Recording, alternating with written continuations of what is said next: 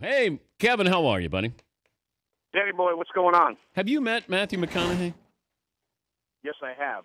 Actually, sneaky hot person, just like he is on the film. Very little, frail, good body, low body fat. Yeah. Not a big golfer. It was his golf event, but he was the guy to go around and just take pictures with everybody. But, cool guy. He's got that Austonian type, mentality. There's probably some weirdness there. If he was a baseball player that reminds you of Matthew McConaughey. Oh, that's coming Aubrey Huff. Aubrey Huff. He'd be the guy to probably wear a G-string for a playoff game. McConaughey for a rally thong. Wow. Well, Giambi used to do that. Didn't he have a gold thong that he would wear? Yeah, no doubt. And you're starting to get to the point now. Baseball players would do anything for hits. So, yes, Giambi did also and hit a lot of homers. All right, no names. Oddest thing you ever saw somebody put on for a game? You know what? Probably that, because that thong thing's been around, and that is odd. Because the jockstrap band already looks odd. We know that. Without underwear and a guy throws on a jockstrap, that's an odd look, right? Because you just got the piece, boom, bam, boom. Yeah. So, just the thong area. There hasn't been a whole lot of odd things you put on before a uni. All right, Kevin. Thanks for coming on. Hey, thanks for having me, Dan. Great having you. Hey, I saw where Major League Baseball has some suggestions on how to speed up the game. All right, let's take this one by one. You tell me yes or no. Hitters must keep at least 1 foot inside the batter's box at all times. Yes. Pitchers must throw a pitch within 20 seconds of receiving the ball. Yes. There will be a maximum break between innings of 2 minutes and 5 seconds. No. Well, wait, why not? Well, what if you you forget, if you're leading off the innings, you're in right field, Dan, and you're not very athletic yourself, you're jogging in, and all of a sudden you got to go potty. I don't like that, you got to be a maximum 205. I think 220 or whatever it's at right now is not bad. Because in a hot day and a humid day, it's hard to get your batting gloves on, your hands are sweating. You sometimes need that extra time. That's why I say no. Teams will have a maximum of 2 minutes and 30 seconds to change pitchers. Yes. The clock starts as soon as the relievers enter the playing field. You all right with that? I'm good with that. Hey, I'm good with that. Some bad bodies down in the bullpen, but I'm good with that. They can hustle. Teams are limited to a maximum of 3 mound visits per game, not including pitching changes. Yes. Very overrated, the mound visits and the glove over the mouths and going over all the stuff that should be gone over beforehand. But you've been out there. When you put your glove over your mouth, I mean, do you feel silly? Yeah, I wasn't a glove over the mouth guy anyways, but a lot of times your eyes are wandering over the dugout, maybe in the first or second row. Half of the time we're not talking baseball. Maybe the pitcher and catcher are trying to get on the same sign, like second sign after one. But isn't that talked about beforehand? So that drives me crazy, even as a defender. When you're out there, you're like, Uncle, tap out. You got to have the signs down.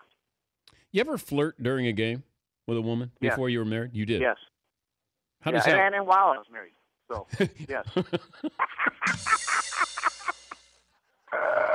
How does that work? How do you flirt? Well, first of all, I'm the guy, I told you this before. I'm the guy that basically attracts the NASCAR-type moms. So you're never going to see a Millard jersey with that hot 22-year-old with a navel ring walking around the stadium. Yeah. That was usually like Garcia Parra or some ugly guy that was on the field, Trot Nixon. And here I am, I got the mom. So I got the 54-year-old, great lady. So what's the side that counts? Great personality. That's what I attract right there, Dan. They're about 185 to 213, 5'4.5". All right, but playing first base, best place to flirt? Yankee Stadium, because they hate you, but it's a love-hate relationship, and they're really about 4.5 feet from you. If you went to the old Yankee Stadium, you had the first base coaching box, and then you have basically the foul territory. So it was always look over there, and you just give a wink over there at some Italian. Have you actually picked up somebody during a game? No, that I had no skills in that. I wasn't the guy that did all that stuff. No, it was just, you said flirt, Dan, so we all flirted. Okay, all right. Okay, I didn't know. How do you get a phone number? Never got a phone number. Did you give your number? Did you write your number on a ball and throw it in the stands? Clinton, Iowa, 1994. Her name was Bunny. man, I fell in love with this girl. Bunny? She got me to the big leagues, Dan. Were you a closer? Yeah, we were karaoke, and she had just a gorgeous voice. She was the size of Matt Vasgersian. She had a body like Chris Rose. And, yeah. Hit about 180. Hit about 180 before then. Hit about 440. They couldn't get me out there in A-ball. Were you a slump buster for her, or was she a slump buster for you? I think it was both ways. Two-way street, Daddy. We talk a lot about bad bodies. You're talking to one right now.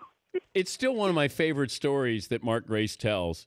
And he said, this is after he got done playing. And Grace, good-looking guy, and he said that he realized that this girl was telling her girlfriend that Mark Grace was a slump buster for her. And Grace seemed a little bit crushed by that. Oh, is that just wonderful? Because, see, as guys, don't we think we're cool? Don't we just think we're really cool as guys? But yet, that's a valid point. Well, Grace was for that girl. I mean, Grace had the eye black, and he had the blonde hair. He's playing first base at Wrigley. I mean, come on. No batting gloves, the pine tar, cold weather, wind blowing in. I think he averaged, 2.5 homers a year, what he could rake. Smoke heaters. I mean, that's kind of sexy. Pitchers no longer have to deliver 4 balls for an intentional walk. Yeah, I like that rule. I mean, because how many times have we seen it just takes too long? And pitchers can't even throw anyways, the intentional walks. Just put them off. I'm going to put Dan Patrick on and go to first. This playoff format, I have a problem with the one and done. We loved it when Kansas City won in extra innings, but I don't think anybody was in favor of it last night when Baumgartner was dealing. So where do you stand on the one and done? I like it because it gives other cities hope, Denny, and the bottom line you're starting to see, don't play in that game if you're one of those teams, period. Okay. The game that we watched the night before last was probably one of the best baseball games I've watched from first pitch to last. It was remarkable. It wasn't clean. It wasn't perfect. I think that's why we loved it. And you saw just a remarkable entertainment night on a Tuesday night. So it does tell you, though, you want to win your division because it's kind of a fake playoff scene. We call it a playoff game, which it is a playoff game, but it's kind of fake because, as you saw last night, Baumgartner goes out there and you barely got a ball at the infield. He's Kevin Millar, co-hosting Intentional Talk with Chris Rose, weekdays on MLB Network at 5 Eastern. Yeah, Baumgartner was dealing there. That was one of those where you forgot just how great he was. But as you look at these matchups now, give me the surprise or surprises in the next round of the playoffs. I mean, the thing that scares me, and I'm real quick before I answer that question, is the layoff that you got to have. Baseball's one of those sports, not like football where you heal, Baseball's that timing. You remember 2012 when kind of the Tigers were the slam dunk and the poor lonely Giants just barely beat the Phillies. We had Cody Ross skipping and hopping off Roy Halladay home runs, and then they went in there. And then we're going to mighty Detroit Tigers. You're looking at them. They're all 6'4" and hit balls out of the ballpark. And what happened? The Giants just shut them down because they were it looked like they were lethargic. Pablo Sandoval went deep a few times off Verlander. This is what scares me. So there's going to be a surprise. Who's that going to be?